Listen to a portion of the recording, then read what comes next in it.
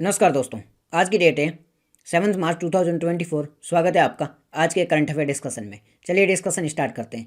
हमारा जो पहला आर्टिकल है टॉप न्यूज़ में, देखो पहला आर्टिकल है वो अभी बेंगलुरु में एक ब्लास्ट हुआ था जिसमें क्या हुआ था 10 सिविलियन है वो इंजर्ड हो चुके हैं। अभी ये जो ब्लास्ट हुआ था ना, इसमें जो बॉम्ब का यूज़ किया था ये आईईडी बॉम्ब था। अब आईईडी बॉम्ब क्या होता है? ये जो बॉम्ब होता है ना, ये घर में मैन्युफैक्चर किया जाता है। मतलब कुछ ट्रेनिंग लेके आए हुए जो भी टेररिस्ट वगैरह होते हैं वो इस प्रकार का घर में बॉम्ब बनाते हैं जिसे आईडी बॉम्ब कहा जाता है। इससे अभी 10 लोग इंजर्ड हो चुके हैं। अब इसकी वहाँ पर तहकीकात चल रही है कि किसने किया, किस प्रकार से किया है। तो ये इसके बारे में काफ़ी दुखद घटना थी। तो ये हमारा पहला आर्टिकल था। अब ये टॉप न्यूज़ का था। तो चलते हमारे पहले आर्टिकल की ओर। हमारा जो पहला आर्टिकल है वो थेयम के बारे में। थेयम क्या है इसके बारे में देखिए। सबसे पहले देखेंगे थेयम न्यूज़ में क्यों है। न्यूज़ में इसीलिए है कि ये जो थेयम कलाकार होते हैं इन्होंने केरल और तमिलनाडु कर्नाटक वगैरह आसपास का जो रीजन है वहाँ पर अभी प्रदर्शन किया है, मतलब परफॉर्म किया है, इसलिए न्यूज़ में आ गया है। थेयम कलाकार होते हैं, इन्होंने अभी आसपास के रीजन में परफॉर्म किया है। मतलब केरल है, कर्नाटक में, यहाँ पर ये सेलिब्रेट किया जाता है। तो वहाँ जो मंदिर है ना वहाँ पर इन्होंने परफॉर्म किया है, इसलिए न्यूज़ में आ गए। अब सबसे पहले थेयम कलाकारों के बारे में देख लेते हैं, इनके त्योहारों के बारे में देख लेते हैं। ये जो थेयम कलाकार है ना, ये कहाँ पर परफॉर्म करते हैं? ये भारत है ना, यहाँ पर कर्नाटक और केरल, इन रीजन में, केरल के नीचे वाला रीजन और कर्नाटक के ऊपर वाला रीजन, इनमें ये परफॉर्म करते हैं। ठीक है जी। ये जब परफॉर्म करते हैं तो इनको भगवान की तरह माना जाता है। ये जो थेम कलाकार होते हैं जब ये परफॉर्म करते हैं तो इनको भगवान की तरह माना जाता है कि ये बहुत ही शक्तिशाली हो जाते हैं। बिकॉज को इनको भगवान की तरह ही माना जाता है। इस प्रकार ये परफॉर्म करते हैं। जैसे हमारे देखो ओझा होता है, पुजारी होता है, तो कुछ समय के लिए इनको भगवान की तरह ही माना जाता है। तो वैसे ही इनको वहाँ पर भगवान की तरह ट्रीट किया जाता है। जब तक इन पे ये जो परफॉर्म करते तब तक इनको भगवान की तरह माना जाता है। और वहाँ पर जो वहाँ के स्थानीय लोग हैं वो इसे कावू कहते हैं। मतलब वहाँ पर जो भी परफॉर्म करते हैं, जो भी कला करते हैं ना, उसे कावू कहा जाता है। ठीक है, ये स्थानीय नाम कावू। ये जो टर्म आया ना इसको याद रखना। अब यूपीएससी प्रीलिम में पूछ सकती है कि कावू क्या है। तो कावू है वही है कि थेम कलाकारों के द्वारा जो केरल है, कर्नाटक है, वहाँ के रीजन में प्रदर्शन किया जाता है या कला की जाती है, उसे वहाँ के स्थानीय लोगों द्वारा कावू कहा जाता है। तो यहाँ के स्थानीय लोगों द्वारा इस परफॉर्मेंस को कावू भी कहा जाता है। ये यहाँ का सबसे बड़ा त्यौहार है। जैसे हमारे दिवाली होता है, कितना बड़ा त्यौहार है, तो यहाँ के लोगों के लिए ये कावू बहुत ही बड़ा त्यौहार होता है। कर्नाटक में एक और त्यौहार मनाया जाता है जिसे भुट्टा कोला त्यौहार कहा जाता है, जो कर्नाटक का काफ़ी फेमस त्यौहार है। इसमें भी सेम होता है जैसे कावू में सेम। यहाँ पर जो ये थेम कलाकार होते हैं यहाँ की परफॉर्मेंस करते हैं, सेम कर्नाटक में एक भुट्टा कोला त्यौहार होता है। तो इसमें भी सेम प्रकार की कला की जाती है। तो ये भुट्टा कोला त्यौहार के समान ही है। कर्नाटक की एक प्रथा है जिसमें भुट्टा कोला कहा जाता है, उसके समान ये कावू है। ठीक है, कावू किसके द्वारा प्रदर्शित किया जाता है? ये थेम कलाकारों के द्वारा किया जाता है। ठीक है, थेम आर्टिस्ट होते हैं उनके द्वारा ही परफॉर्म किया जाता है। इसमें जो देवी देवता है, मृतक है, जो पूर्वज है, उनकी आत्मा शांति के लिए नृत्य किए जाते हैं। ठीक है, डांस वगैरह किया जाता है, माइम किए जाते हैं, संगीत वगैरह चलाए जाते हैं। तो इस प्रकार की गतिविधियाँ इनके दौरान की जाती हैं। अब सबसे पहले देख लेते हैं, अभी थीम के बारे में देख लेते हैं। इनकी थीम क्या है, इसकी विषय वस्तु क्या है, किस किस के बारे में प्रदर्शित करते हैं। तो वैष्णविज्म के बारे में करते हैं, शक्तिविज्म के बारे में, सेविज्म के बारे में भी परफॉर्म करती है। यानी कि इसकी थीम है। जहाँ तक विष्णुजिम की, वैष्णववाद की बात होती है, शक्तिवाद की बात होती है, शैववाद की बात होती है, तो इन चीज़ों पर ये फोकस करते हैं। थीम इनकी ये। अब ये है ना अलग अलग प्रकार का प्रदर्शन करते हैं। मोस्ट ऑफ इनमें है ना मेल होते हैं, वो ज़्यादातर प्रदर्शित करते हैं। जितनी भी प्रदर्शन होता है, जितने भी डांस परफॉर्म वगैरह किए जाते हैं, जो भी कला की जाती है, मोस्ट ऑफ उनमें मेल होते हैं। बट एक जो जो परफॉर्म होता है उसमें फीमेल भी मुख्य भूमिका निभाती है। ये जो परफॉर्मेंस होती है ये कौन सी होती है? इसे कहा जाता है देवकुत्थु। देवकुत्थु होती है, उसमें महिलाओं द्वारा आयोजित की, ये एकमात्र है। ये इंपॉर्टेंट इसलिए हो जाती है, यूपीएससी पे इस पे क्वेश्चन पूछ सकता है क्योंकि ये ओनली आ जाता है ना, ये इंपॉर्टेंट हो जाता है। तो एकमात्र ऐसी परफॉर्मेंस है जहाँ पर महिला आयोजित करती है, तो इसे देवकथु कहा जाता है।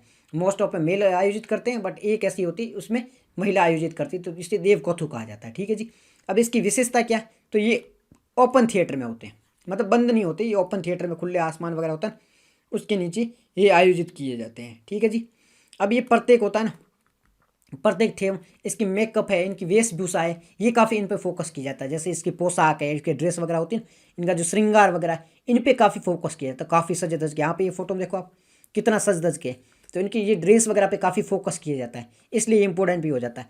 और इनमें जो यूज़ करते हैं ना, मतलब ये कलर यूज़ करते हैं या फिर जो भी मुकुट वगैरह जो भी चीज़ यूज़ करते हैं, तो उनमें नेचुरल जो भी सामग्री होती है उनका ज़्यादा यूज़ करते हैं, यानी कि प्राकृतिक सामग्री का यूज़ ज़्यादा करते हैं। ऐसे नहीं कि आर्टिफिशियल जो मेकअप वगैरह लगा लिया है, क्रीम वगैरह लगा ली, नहीं, ये प्राकृतिक कलर का उपयोग करते हैं और प्राकृतिक सामग्री का उपयोग करते हैं।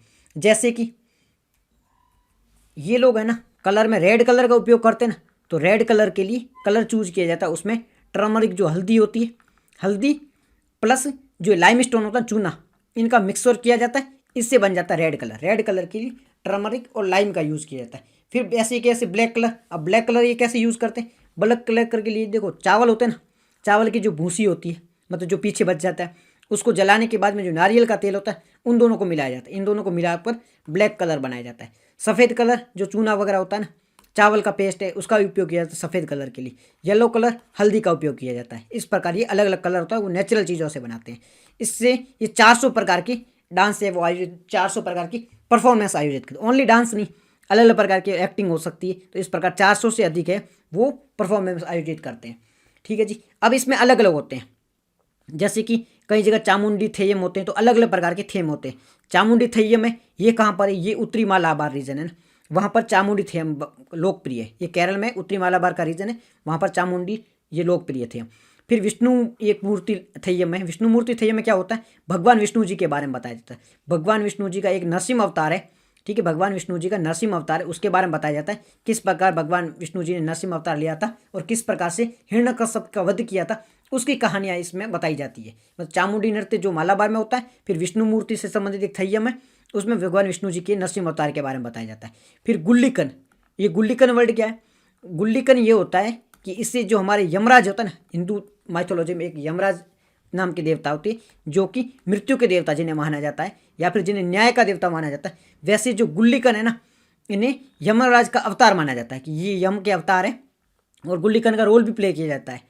वैसे जैसे नवरात्रि में है भगवान राम का रोल प्ले किया जाता है, वैसे जो गुल्लिकन है इनका रोल प्ले किया जाता है और इनको यम का अवतार माना जाता है। ठीक है। और एक कट्टी, एक टर्म आप देख लेना, कुट्टी चाथन। कुट्टी चाथन क्या है, ये ब्राह्मण जाति का थय्यम है। तो देखो चामुंडी थय्यम है, कुट्टी चाथन थय्यम है, गुल्लिकन है जो कि यमदेवता का अवतार माना जाता है। तो ये टर्म्स थोड़े याद रखना, यहाँ पे यूपीएससी खेल सकते हैं आपसे, और ऐसे यूपीएससी टफ क्वेश्चन पूछती भी है, करंट अफेयर से ऐसे टफ क्वेश्चन उठा के पूछती है, तो आपको ये टर्म पता होने चाहिए। अब जो ये हमारा पूरा आर्टिकल थय्यम से संबंधित था, चलते हैं नेक्स्ट आर्टिकल की ओर। हमारा जो नेक्स्ट आर्टिकल है वो लियोपर्ड की पॉपुलेशन राइज हुई उससे संबंधित है। तो क्या है आर्टिकल, लियोपर्ड की पॉपुलेशन से संबंधित है। न्यूज़ में क्यों है, एनवायरमेंट मिनिस्ट्री ने एक रिपोर्ट जारी की है, उसमें बताया कि भारत में 2018 की तुलना में 2022 में 8% है वो जो लियोपर्ड है उसकी जनसंख्या में वृद्धि देखी गई है। इसलिए न्यूज़ में ये लियोपर्ड है इसकी जनसंख्या में 8% वृद्धि देखी गई है, इसलिए न्यूज़ में। अब देख लेते हैं सबसे पहले ये सर्वे किया किसने था, जो अभी सर्वे जारी किया गया है एनवायरमेंट मिनिस्ट्री द्वारा, बट ये सर्वे किसने किया था, सर्वे किया नेशनल टाइगर कंजर्वेशन अथॉरिटी नटका plus wildlife institute of India WIA, इन दोनों ने मिलकर सर्वे किया। इनकी हेल्प की है स्टेट के जो भी वाइल्ड लाइफ वगैरह होते हैं, राज्य वन विभाग वगैरह होते हैं, उन्होंने इनकी हेल्प करी है, और इन्होंने सबने मिलकर जो भी ये तेंदुए होते हैं इनकी जनगणना की और बताया है। इसमें क्या बताया गया है, तो सबसे पहले कवरेज कितनी की थी, किस एरिया को कवर किया गया था। तो सबसे पहले देखो भारत में है ना, जहाँ जहाँ ये पाए जाते हैं, मतलब ये कहाँ का पाने का अनुमान है, तो उसका 70% एरिया उसे कवर किया गया।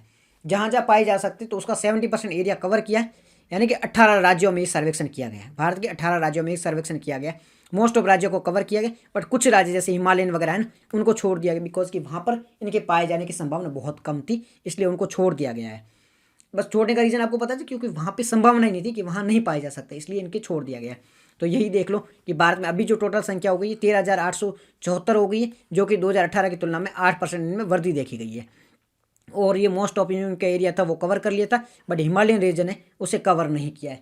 और यही भी कहा गया इस सर्वे में कि मोस्ट ऑफ जगह पे ना जितने भी राज्य उनमें वृद्धि देखी गई, बट कुछ राज्य उनमें कमी देखी गई। तो टॉप 4 में कौन जहाँ पर सर्वाधिक वृद्धि देखी गई, सबसे सर्वाधिक वृद्धि देखी गई वो MP यानी मध्य प्रदेश में सर्वाधिक वृद्धि है। उसके बाद में आता है महाराष्ट्र, उसके बाद में आता है कर्नाटक, उसके बाद में आता है तमिलनाडु। इन चारों में सर्वाधिक वृद्धि देखी गई। महाराष्ट्र, मध्य प्रदेश, महाराष्ट्र, कर्नाटक और तमिलनाडु में सर्वाधिक वृद्धि देखी गई। और देखो कुछ नए टाइगर रिजर्व है, वहाँ पर भी वृद्धि देखी गई है। जैसे एक नागार्जुन सागर श्रीशैलम टाइगर रिजर्व है, ये कहाँ पर, ये आंध्र प्रदेश में, यहाँ पर भी वृद्धि देखी गई। और पन्ना टाइगर रिजर्व ये कहाँ है, ये MP में, यहाँ पर भी वृद्धि देखी गई। तो नागार्जुन सागर श्रीशैलम जो कि आंध्र प्रदेश में इसमें, और पन्ना टाइगर रिजर्व जो कि MP, इन दोनों में वृद्धि देखी गई है। ठीक है जी, ये कुछ डेटा आप याद रख सकते हो। इसके अलावा मोस्ट ऑफ राज्यों में तो वृद्धि देखी गई, बट जो उत्तराखंड है और जो शिवालिक हिल रीजन है, यहाँ पर इसमें कमी भी देखी गई, 22% गिरावट देखी गई। देखो ऐसा नहीं है कि अभी ऐसा क्वेश्चन आ जाए कि अभी जो सर्वे आया है उसमें जो तेंदुए उनकी संख्या वृद्धि हुई है, सारे राज्यों में बढ़े हैं, नहीं। उत्तराखंड है उसमें कमी हुई है, शिवालिक की हिल रीजन है वहाँ पर भी कमी देखी गई है। अब कुछ जो है ना भारतीय तेंदुआ यानी इंडियन जो लियोपर्ड है उसके बारे में देख लेते हैं। इंडियन लियोपर्ड है जो इंडियन सब कॉन्टिनेंट में हर जगह पाया जा सकता है। इंडियन सब कॉन्टिनेंट पाकिस्तान है, नेपाल है, आसपास के रीजन में पाया जाता है। ये जो देखो बिग कैटल की फैमिली होती है, बिग कैट की फैमिली में ये सबसे छोटी प्रजाति है। बिग कैट यानी बड़ी जो भी बिल्लियाँ होती है उनकी प्रजातियों में सबसे छोटा है ये तहहीम। जो भी हम लियोपर्ड की बात करें ये सबसे छोटा है। अब ये कितनी इनकी कैटेगरी होती है, मतलब बिग कैट की टोटल 6 प्रजातियाँ हैं। बिग कैट की टोटल 6 प्रजातियाँ हैं, इनमें सबसे छोटा है वो इंडियन लियोपर्ड है, ठीक है जी। अब इनमें खासियत यही होती है कि ये जो वातावरण होता है उनके अनुकूल ढल जाते हैं। इनकी कैपेसिटी जैसा वातावरण जैसा मौसम है उस हिसाब से ढल जाते हैं। काफ़ी मजबूत होते हैं, काफ़ी फास्ट होते हैं, फुर्तीले होते हैं। पेड़ों पर भी चढ़ने की इनकी क्षमता होती है, पेड़ों पर ही चढ़ जाते हैं। और अब इनके IUCN के बारे में बात करें तो IUCN के अकॉर्डिंग ये वनरेबल स्थिति में, IUCN की वनरेबल कैटेगरी में आती है। वाइल्ड लाइफ प्रोटेक्शन एक्ट की शेड्यूल 1 में आते हैं और साइट के अपेंडिक्स 1 में आते हैं। वाइल्ड लाइफ प्रोटेक्शन एक्ट भी 1 और साइट में भी 1, और जो IUCN की कैटेगरी है उसमें वनरेबल कैटेगरी में आते हैं। अब देखो बिग कैट के बारे में हमने जिक्र ही किया है, तो बिग कैट से संबंधित एक न्यूज़ थी उसके पे देख लेते हैं। अभी है ना बिग कैट से संबंधित एक इंटरनेशनल अलायंस बना है, international alliance on big cat, ये बना है, इसके बारे में देख लेते हैं। अभी भारतीय जो कैबिनेट मिनिस्ट्री है उनके द्वारा इंटरनेशनल बिग कैट अलायंस की स्थापना को मंजूरी दी गई है। इसकी स्थापना कब की गई थी? इसकी स्थापना की गई थी 2023 में, इसे लॉन्च किया गया था। और ये काम क्या करेगा? ये काम यही करेगा भारत में जो भी बड़ी जो बिल्लियाँ होती है, बड़ी कैट, बिग कैट की जो फैमिली होती है, बिग कैट की फैमिली को ये प्रोटेक्ट करने का काम करेगी, उसकी रक्षा करने का काम किया जाएगा इसके द्वारा। तो इसका मेन टारगेट होता है कि बिग कैट की फैमिली की रक्षा करना। अब बिग कैट में कौन कौन सी आते हैं? देखो बिग कैट में 6 आते हैं। 6 तो टाइगर है, दूसरा लॉयन है, तीसरा जैगवार है, चौथा प्यूमा है, पांचवा लियोपर्ड है, छठा स्नो लियोपर्ड है। ये 6 होते हैं, ये बिग कैट में आते हैं। 6 होते हैं बिग कैट में। सबसे छोटा कौन सा है? इंडियन लियोपर्ड है, वो सबसे छोटा है। तो इनके नाम याद रखना। बिग कैट में कौन कौन से आते हैं? 6 आते हैं।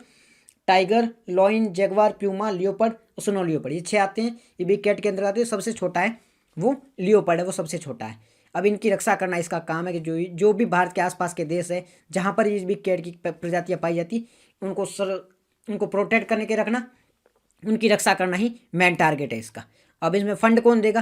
ये तो भारत देगी। भारत के द्वारा एक ICED के नाम की संस्था बनाई गई है, और जो भी इसका मेंबर बनेगा वो संस्था वो भी फंड देने का काम करेगा।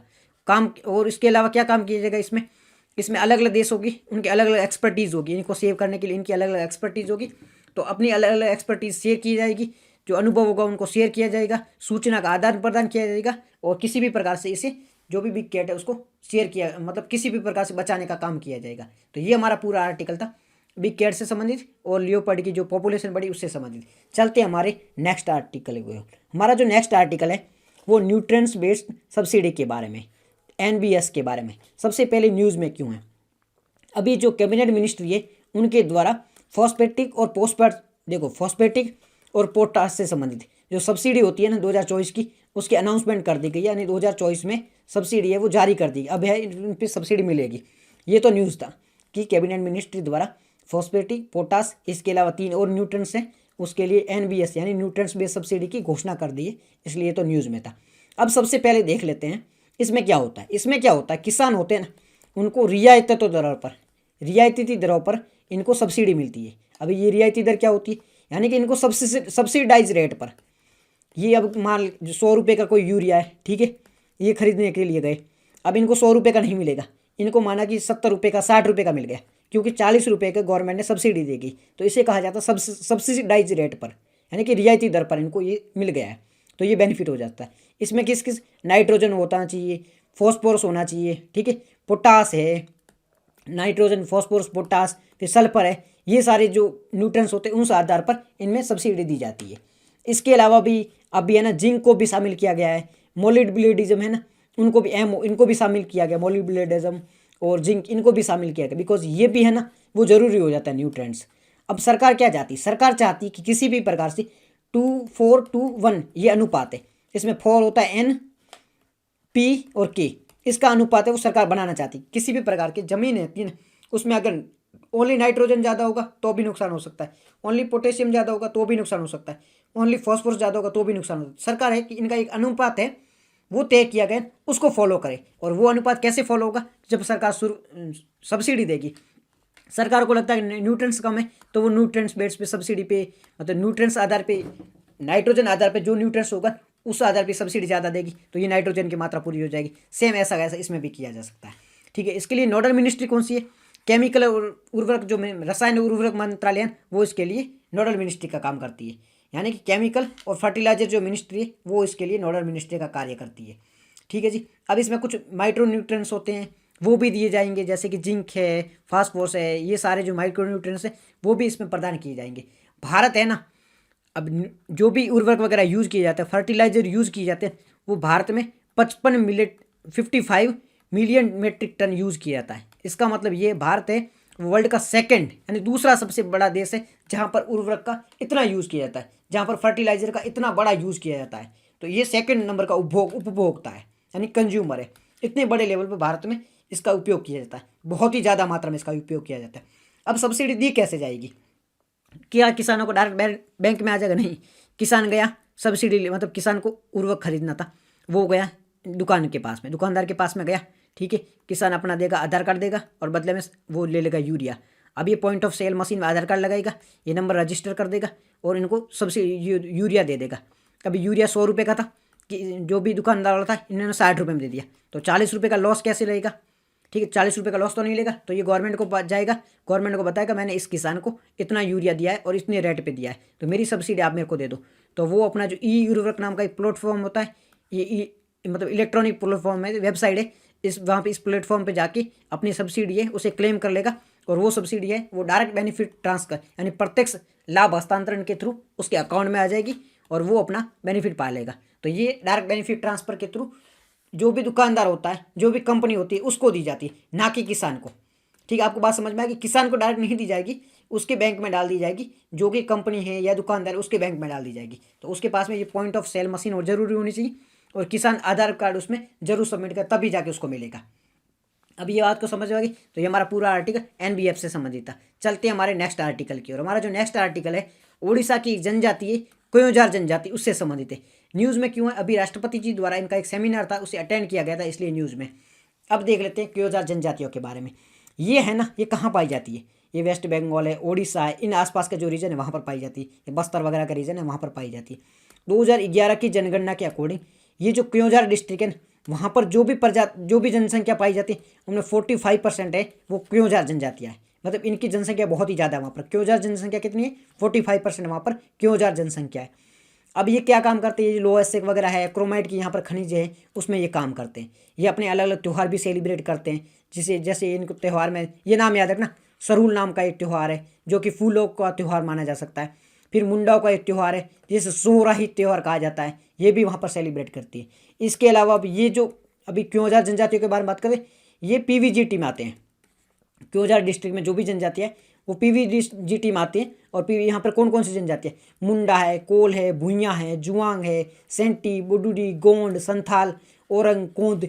तो ये जनजातियों से संबंधित देखो आप पढ़ोगे ना अपने इंटरनल सिक्योरिटी संबंधित, तो इनको जरूर याद रखना क्योंकि यूपीएससी वो जनजातियों संबंधित क्वेश्चन पूछ सकती है, कौन सी जनजाति कहाँ रहती है, ठीक है, इनकी स्थिति कैसी है, तो उनके बारे में यूपीएससी पूछ सकती है, तो आपको ये भी पता है। तो क्योंझार जो डिस्ट्रिक्ट है वहाँ पर बहुत ज़्यादा जनजातियाँ पाई जाती है।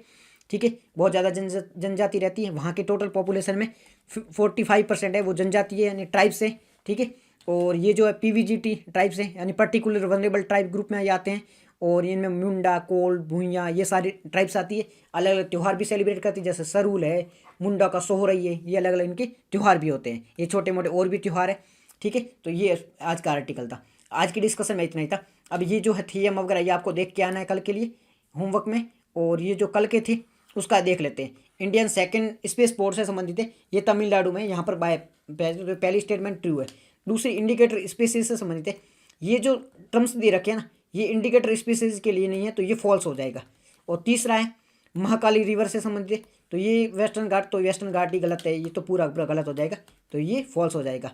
तो आज की डिस्कशन में इतना ही था। पीडीएफ टेलीग्राम चैनल में मिल जाएगी। Thank you very much for